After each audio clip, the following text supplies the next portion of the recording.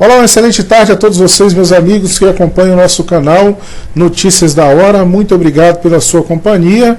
O presidente Jair Bolsonaro acaba de publicar um vídeo em suas redes sociais que está viralizando, um vídeo do condenado Lula, do qual ele pede para compartilhar e para você pensar, ver esse vídeo, pensar, raciocinar, compartilhar, curta esse vídeo, pois é muito importante para ver onde esse povo do PT e da esquerda queria enfiar o nosso país caso o presidente não tivesse vencido as eleições. É muito importante ver esse vídeo, entenda por que esse vídeo está viralizando.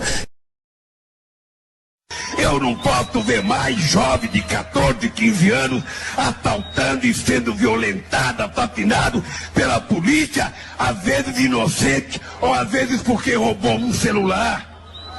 Eu sou a favor, eu sou contra. Se eu disser que eu sou a favor, por exemplo, eu sou a favor do assalto. Você é a favor do assalto? Não, eu penso assim, tem uma lógica no assalto. Uma lógica no assalto. Eu não tenho uma coisa que eu preciso, eu fui contaminado pelo capitalismo, ou assim, começa a pensar do ponto de vista da inversão. Então, eu não vou falar em termos do que eu sou a favor, porque assim, tem muitas coisas que são muito absurdas. Se você vai olhar a lógica interna do processo, você vai dizer, sabe que isso seria justo?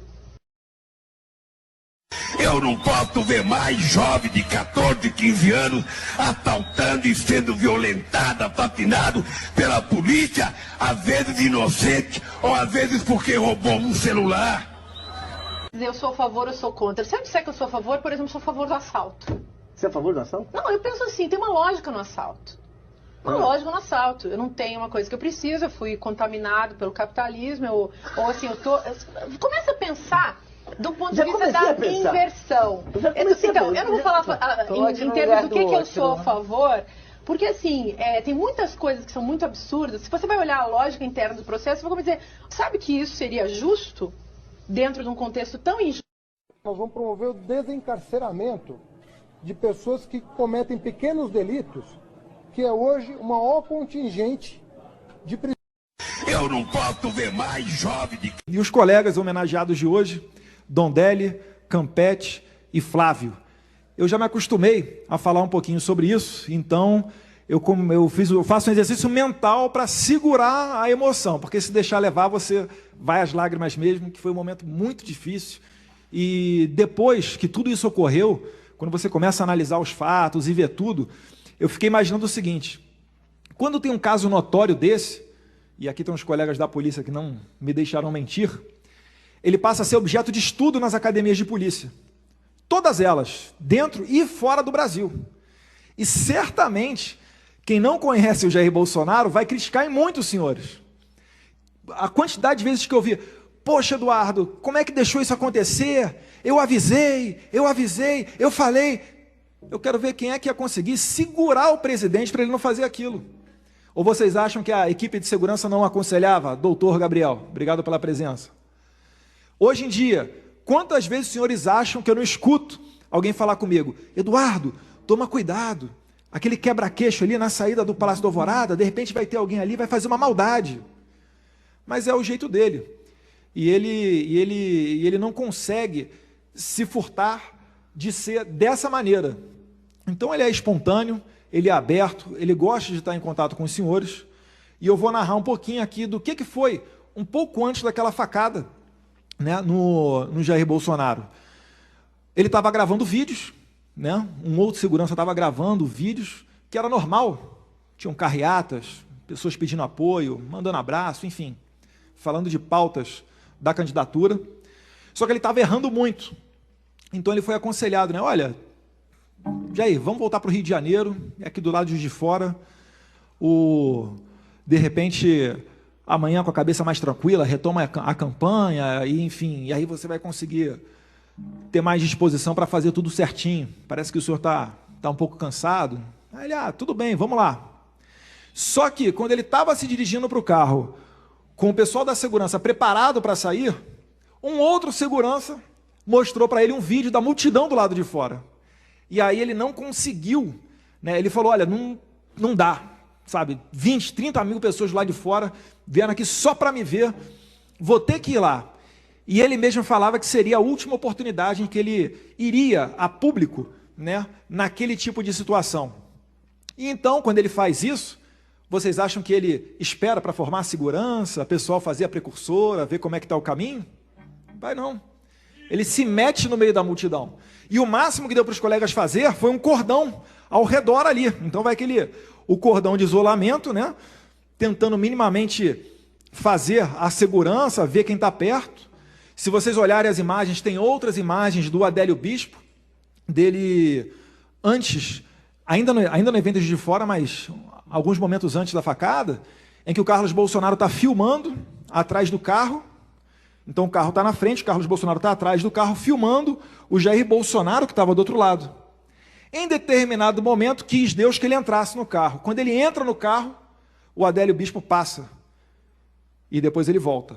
Já com a faca na mão, acho que estava enrolada num jornal ou num saco plástico, se não me engano. E naquele momento em que acontece a facada, eu tenho que destacar e eu tenho que elogiar o trabalho dos senhores. Primeiro, porque tinha uma viatura acompanhando e a extração foi rapidíssima. Nas palavras dos médicos de fora, 5 minutos a mais, 3 minutos a mais, morte. Por quê? Porque ele perdeu em torno de 2,5 litros de sangue. Já ia começar a faltar sangue para o coração bombear. Tanto que eles falam, né, chegou a morrer e voltar. E numa dessas aí que foi checada a pressão dele e se diagnosticou que, em que pese não estar sangrando muito, o sangramento era interno, né, um sintoma de facada mesmo, típico desse tipo de ferimento. Tanto que no começo, o Flávio Bolsonaro, não sei se vocês vão lembrar, ele tuitou, foi só superficial, não foi nada tão grave.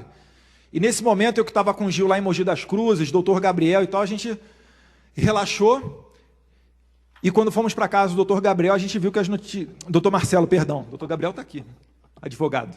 Do doutor Marcelo, ortopedista, a gente viu que a situação era um pouco mais grave do que essa e tocamos o carro indo lá para Juiz de Fora, apesar do comandante Palumbo.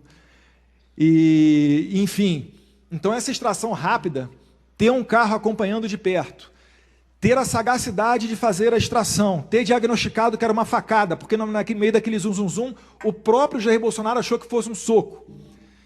E ter conseguido, e saber quais eram os hospitais próximos, isso daí salvou a vida do meu pai.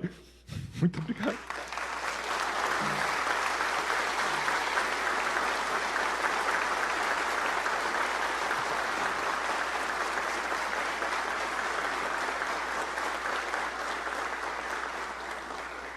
Eu não gosto muito de falar, porque parece que a gente está se vitimizando.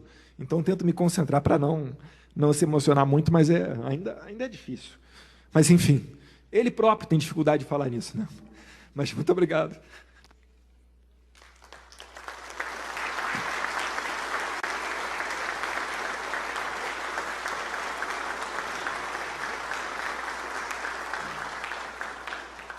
Eu sei que para muitos é a esperança, né, de um momento político do Brasil, depois de tanto tempo a situação da roubalheira, e pela primeira vez conseguir eleger um presidente da República de fora disso tudo, que tem seus erros e acertos, né, mas sempre acertando ou errando, pensando no bem da população e não em interesses e conchavos, mas para nós era o nosso pai ali.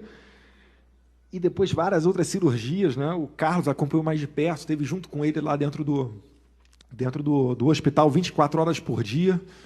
Eu depois acabei retomando a campanha, o Flávio também, mas fica aqui o nosso agradecimento, porque esse trabalho de vocês realmente foi essencial, junto com os médicos. E essa aqui não deixa de ser também Danilo Balas, colega da Polícia Federal, doutor Filho, os colegas da PF aqui presentes. Uma homenagem a todos aqueles policiais federais, militares, civis, rodoviários, guardas municipais, que levam a sua vida e têm atos tão ou mais heróicos do que esse, mas por vezes não vem ao conhecimento do público. O trabalho de vocês é valorizado, nós temos um ministro da Justiça, nós temos um presidente que valoriza esse trabalho, e isso daqui é uma forma de expressar também toda a nossa gratidão aos senhores. Muito obrigado, boa noite.